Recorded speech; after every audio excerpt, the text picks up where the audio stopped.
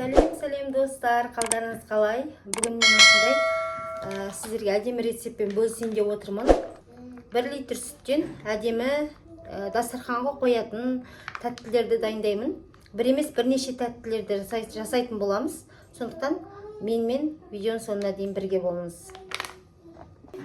1 литр сүтімізді жылытып алдық. Жаңа сүттің қандай екенін көрсеттім. Кез келген пайыздағы сүтті алып пайдалана берсеңіздер болады. Міне сүттің бәрін құйып алдық. Міне біреу.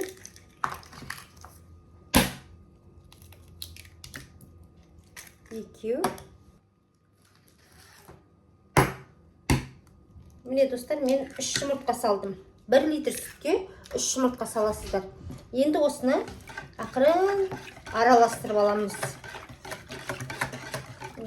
Тез, оңай, жеңіл дайындалатын рецептеріміздің бірі. Сондықтан достар, міндетті түрде жасап көріңіздер. Қонақ келсе де, үйдегі отбасыларыңызға да дайындап қойсаңыздар, өте дәмді. Енді осының үстіне достар, бір толтырып 8 қасық па қант саласыздар. Міне 3, 4, 5, 6, 7, 8. Қыздарым қантты жақсы көреді.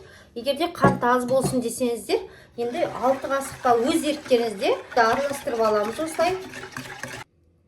Міне достар, енді қопсытқышымыз салып аламыз. Міне 1 қасық, енді тағы толтырмай, міне 2 қасық салып аламыз. Бұны да осылай араластырып аламыз. Тұзымызды салып аламыз достар. Міне толтырып 1 қасық салдым. Міне жарты қасық, 1,5 қасық. Енді менде осындай дрож, ашытқы дейміз, осыдан саламыз. Бұны енді үлкен қасықпен толтырып 1 қасық саламыз. Міне, енді кішкене салып жүрейін. Міне, толтырып 1 қасық салдық. Енді дұрыстап тұрып араластырамыз. Достар, сүт міндетті түрде жылы болу керек. Жылы болғанда ғана әдемі көтеріледі.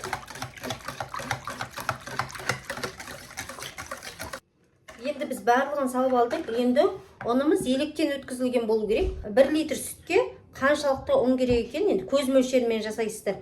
Қазір мен жасап жатқанда міндетті түрде қарап алыңыздар. Қазір қандай әдемі тәттілерді дайындайтынымды көретін боласыздар. Керемет рецепт. Міндетті түрде сақтап алып, таныстарыңызға, достарыңызға жіберіп қоюды ұмытпаңыздар. Міне, осыны әдемілеп тұрып араластырып аламыз. Пісуіне де уақыт көп кетпейді. Тез әрі жылдам майға салып алатын боламыз.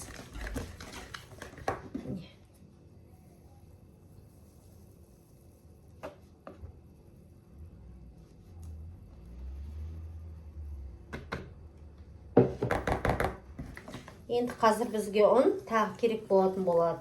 Осыны бір дұрыстап тұрып араластырып алайын. Қонақ келгенде достар, жеке қамырын дайындап отырмайсыздар. Осылай бір рецеппен бірнеше нәрсені, тәттілерді дастархандарыңызға қойып ұсына берсеңіздер болады. Дәмі деген керемет, үлпілдеген, сіздерге булочканың, дөңгелекше тәттілеріміздің және пончиктің рецептімен бөлісіп жатырмын. Осы тұрғанда үшеуінде дәл осы рецептпен. Қазір осы ашытылған қамырымыздан дайын болғаннан кейін 3 бөлікке бөліп, қалай пісіру жолын көрсетемін. Сондықтан менің каналыма міндетті түрде қазірден бастап тіркеліп, лайк басып, міндетті түрде комментарий жазуды ұмытып кетпеңіздер. Сіздерден қолдау күтемін. Достар, мен міне 2-ші ұнымызды ыдысымызға салып алдық. Енді бұны да осылай електен өткізіп, осылай салатын боламыз.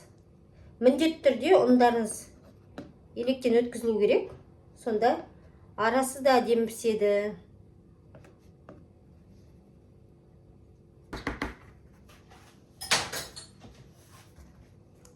Қолымызбен осылай әдемілеп тұрып,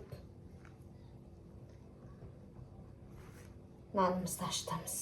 Булочкамызды ашытамыз. Енді керемет тәттілер шығады достар. Міндетті түрде жасап көріңіздер. Мен өзі қамырмен жасалатын тағамдарды өте жақсы көремін. үйде күнде немесе күнара неше түрлі тәттілерді пісіріп жатам. Кейде бір қол тимей, балам азансып кеткенде видеоға түсіруге мүмкіндік болмай қалады. Сондықтан бүгінгі рецептімді сіздермен бөлісейін деп шештім. Сіздер де жасап көріңіздер. Дәл осы менің рецептіммен жасасаңыздар, міндетті түрде жаза кетіңіздер. Менің қамырымды сіздер көріп тұрсыздар. Міне, сұйықтау болып тұр. Осы қамырымыздың үстіне біз осындай маргарин майын қоямыз, саламыз. Бұл 72%-тік. Міне, өздеріңіз қараңыздар. Өте әдемі, булочкамыз әдемі жұмсақ болып шығады. Енді мен осыдан бір 300 граммдай қосып жатырмын. Холодильниктен ертерек шығарып қойсаңыздар болады. Енді мен жарты сағат бұрын ғана шығарғам. Өте қатты жұмсармапты. Үй температурасында тұрса жақсы. Міне енді салып, осы нанымызбен, қамырымызбен араластырамыз, достар. Міне қараңыздар. Дәл осылай. Булочкаларыңыз өте дәмді, керемет, ортасы жұмсақ болып шығады, достар. Неғұрлым майдың проценті жоғары болса, соғұрлым дайындайтын тәттілеріңіз де әдем болады. Сондықтан жаңаға назар аударсаңыздар пайызына. Міне, енді өзі қамырымызға салғанда әдемлеп еріп жатыр. Осылай қолымызбен әдемлеп тұрып араластырамыз. Енді қазір осының үстіне мына ұнымыз әдем болып біріккенше қолға жабыспайтындай ұнымызды салып әдемлеп тұрып осы қамырымызды дайындаймыз. Міне, барлығы еріп кетті, осы азғантай ғана қалған екен. Мен толық әдейі түсіріп жатырмын, сіздерге түсінікті болсын. Мына жерінде түсінбей қалдық, ары қарай қалай істеді деп айтпау үшін. Тағы ұнымызды, қолымызды тазалап жуып алдым. Тағы ұнымызды осылай електен өткізіп, үстіне салып, әдемлеп тұрып, тағы бір басып жіберетін боламыз. Осы жеткілікті шығар деп ойлаймын. Қазір көреміз. Енді өздеріңіз көз мөлшерімен сала бересіздер, достар. Оны да жазып қоям, міндетті түрде көз мөлшерімен деп қарарсыздар. Қараңыздар. Достар, міне өздеріңіз көріп тұрғандай жақынырақ бір көрсетейін. Бізде қамырымыз осылай дайын болды. Енді осының үстіне әдемі көтерілу үшін кішкене ғана осылай, міне, бір уыстай үлкен қасықпен 1,5-2 қасықтай сұйық май құйып, осылай бет басып қоясыздар. Енді тағы да бір осылай басып жіберейік. Әдемі көтерілуіне де, жабыспай алуына да әдемі болады. Сондықтан көрсетіп жатырмын.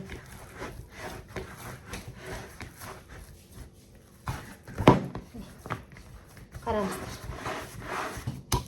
Кішкене ғана бетінен кейін.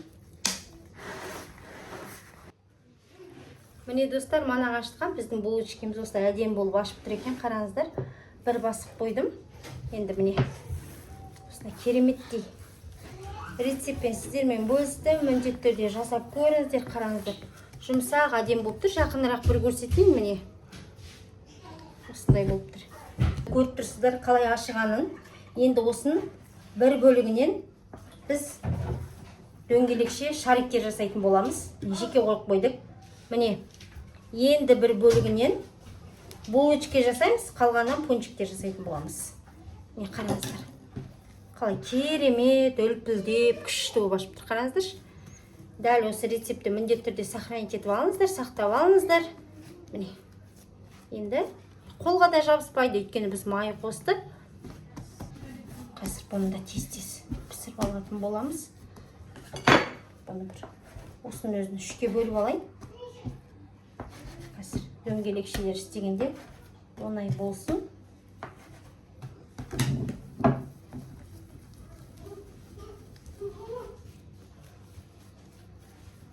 Не қараңыздар, достар, шариктеріміз осылай әдемі болып тұр. Қазір бұны осылай сөпақша етіп алып, тағы бірнеше бөліктерге бөлетін боламыз.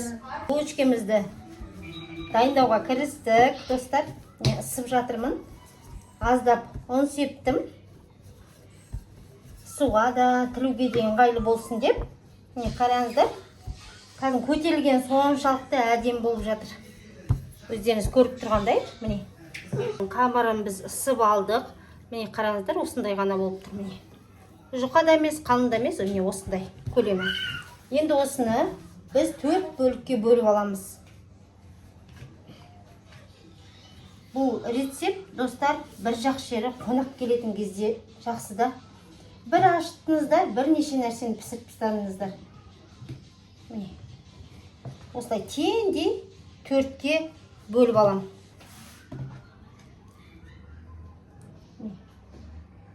Достар, міне қараңыздар, бір емес бірнеше бөліктерге бөліп алдық. Енді мынау екі ұшын ортаға қарай кішкене қайырып, былай дөңгелектеміз. Ішіне еш нәрсе салудың қажеті жоқ. Егерде повидла болсын, варенье болсын салам десеңіздер, өз еріктеріңізде. Не? Осылай жасаймыз. Бұл енді қазір көтеріліп піскенде, достар, көресіздер, өте керемет шығады. Мен ылғи қонақ келетін кезде осы рецепт бойынша жасаймын. Заказды да осы рецепт бойынша қабылдаймын. Сондықтан жасап статусыма қойып атқанда сатпайсыз ба деп көп өзімнің клиенттерім сұрап жатады. Енді алдағы уақытта осылай жасап қойып сатылымға да шығарамын деп отырмын. Қазір көрсетейін. Міне осындай әдемі болып табамызға орналастырып салып алдық. Бетін жұмыртқаның сарысымен жағып әдеміледік. Енді міне кунжутты аздап осылай себетін болам. Жарты бөлігіне ғана себем, достар. Енді пончиктің қамырын алып алдық. Қараңыздар, қалай мен қалай басам, бұл кәдімгідей тез, жылдам көтеріліп жатыр ғой. Мына қараңыздар, шариктеріне дейін шығып. Енді осыны біз ысып аламыз. Өте жұқа қылмай, қалың да қылмай, орташа қылып. Қараңыздар. Бұнда қазір де көтеріліп кетеді қазір. Міне, осындай қалыңдықта болу керек, достар. Міне қараңыздар. Кескіш бар. Сонымен осылай дөңгелектеп кесіп алатын боламыз. Бөліктерге бөліп аламыз. Енді сіздер бұдан да үлкен арнайы кескіш болатын болса, немесе стакан, сондайлармен де кесе беруге болады. Міне қараңыздар, бірнеше бөлікке бөліп алдық. Енді артық бөліктерін алып қоямыз. Бұдан да сіп жасасаңыздар болады, енді өз қалауларыңыз бойынша. Міне, екінші нанымыздың бөлігінен осындай пончиктер жасап жатырмыз. Енді менде арнайы осындай ортасын кесетін бірақ бұл үлкен, көлемі үлкенірегін алып қойыппын. Ортасы ыңғайлымаған. Кішкене ғана алынады, қараңыздар. Міне. Енді осылай бәрін бөліктерін, бәрінің ортаңғы бөліктерін осылай алып шығам. Пончиктерімізді міне дайындап алдық. Міне достар, сіздерге көрініп тұрман, біздің булочкамыз пісіп жатыр. Үстінде мен майымызға осылай пончиктерімізді пісіріп алайын деп жатырмын. Сондықтан видеоның соңына дейін бірге болыңыз. Енді достар, біз майымыз қайнайым дегенше, дайын болам дегенше, біз осылай шариктерімізді жасауға кірісеміз. Міне осындай дөңгелек бір бөлігін алып алды. Міне қараңыздар. Енді осылай міне қолымызбен кішкене жазып аламыз. Енді осылай бөліктерге бөлеміз. Шақназ, ерке арғай тұр. Міне.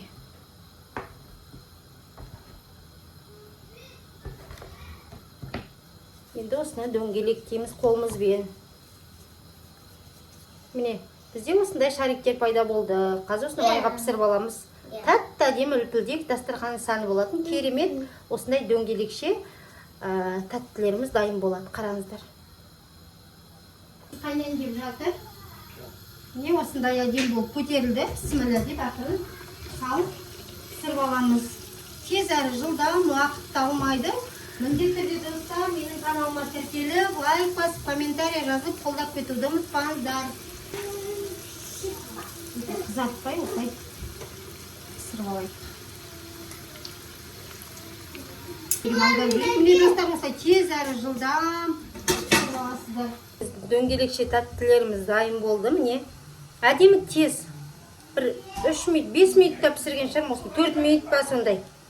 Ал мынау пончиктеріміз біздің дайын болған. Енді қазір шоколадын ерітетін боламыз. Сосын бетіне қалай жаққанымызды көресіздер. Каналыма тіркеліп, лайк басып, комментарий жазып отырыңыздар. Булочкамыз да біздің дайын болып қалды.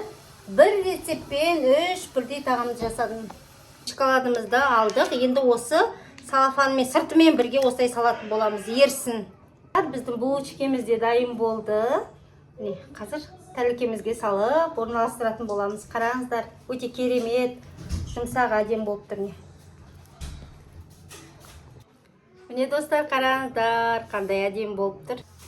Міне достар, кішкене маргарин майды ертіп, осы шоколадымыздың үстіне қосып, осылай ертіп алдық, бірақ кішкене қоюлы болып тұр. Сол себепті мен осындай арнайы салафанға салып, шетінен кесіп, қазір көресіздер, қалай шоколадты үнемдейтінімді. Енді сіздер батырып алам десеңіздер, ол да өз еріктеріңізде.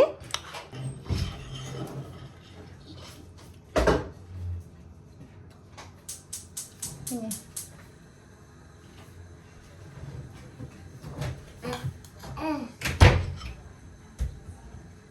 Мен осылай үйден тәттілерді дайындағанды өте қатты жақсы көрем, қыздарым да жақсы көреді. Отбасымызбен тәтті десе жанымызды береміз. Рецептпен сіздерге конжутпен және конжутсыз әдемі жұмсақ булочканың рецептімен бөлістім. Міне қараңыздар, жұмсақ үлпілдеп тұр. Ортасын көрсетейін қандай болғанын қараңыздар.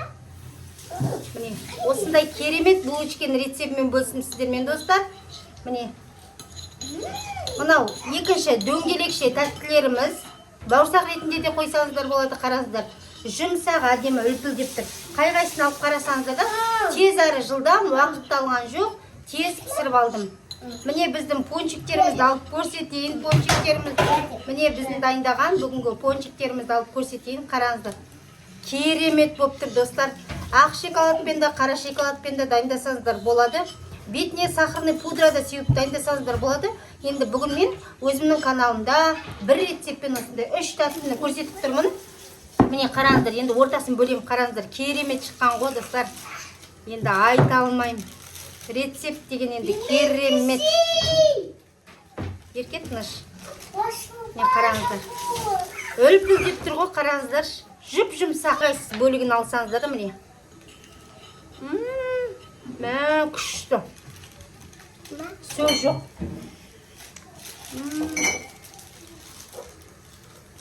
Күшті.